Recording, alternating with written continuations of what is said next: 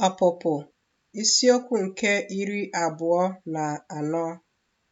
Mozis ka ọ sịrị, rigokwute Jehova, gị onwe gị na Erọn na Nedab na Abaihu, na ọgụ mmadụ 310 sitere na ndị okenye ndị Izrel.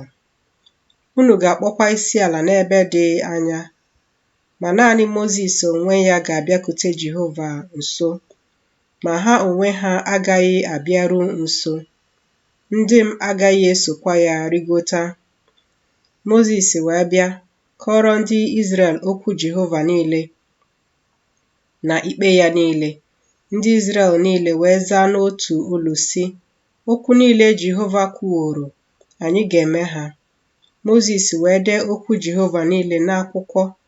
O bilie n'isi ụtụtụ, wuo ebe ịchụ àjà n'okpuru ugwu ahụ, ya na ogidi 12, dịka ebo 12 nke Izrel si dị.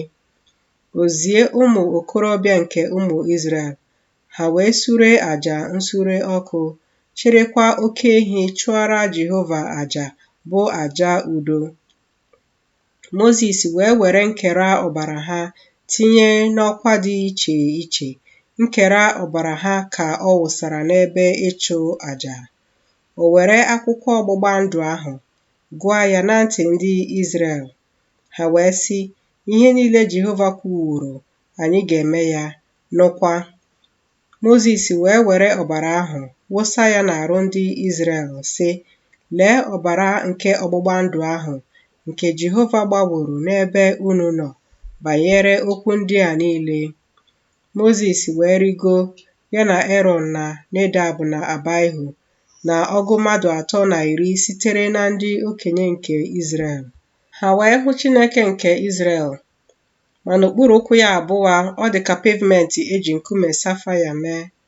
Ọ dịkwa ka eluigwe onwe ya n'ịdị ọcha. Ma o setịpụghị aka ya megide ndị ahụ arọpụtara n'etiti ụmụ Izrel. Ha wee hụ Chineke anya, rie ihe, ṅụkwa ihe ọṅụṅụ. Jehova wee sị Mozis, rigokwute m ruo ugwu a, nọkwa n'ebe ahụ, ka m nyekwa gị nkume abụọ ahụ dị mbadamba, na iwu m na ihe m nyere n'iwu, bụ nke m deworo, ka i wee zi ha. Mozis wee bilie, ya na Joshua onye na-ejere ya ozi. Mozis wee rigo n'ugwu nke Chineke. Ma ndị okenye Izrel ka ọ sịrị, nọdụnụ n'ebe a na-eche anyị ruo mgbe anyị ga-alaghachikwute unu. Ma lee, Erọn na Hua nọ n'etiti unu, onye nwere okwu, ya bịakwute ha nso. Mozis wee rigo n'ugwu ahụ, igwe ojii ahụ wee kpuchie ugwu. Ebube Jehova biri n'elu ugwu Saịnaị. Igwe ojii ahụ na-ekpuchikwa ya ụbọchị 6. O si n'etiti igwe ojii ahụ kpọọ Mozis oku n'ụbọchị nke 7. Ma niile ebube Jehova anya, ọ dị ka ọkụ na-erichapụ n'elu ugwu ahụ n'anya ụmụ Izrel. Mozis wee baa n'etiti igwe ojii ahụ, rigorue ugwu ahụ. Mozis wee nọ n'ugwu ahụ ọgụ ụbọchị 2, ehihie na abalị.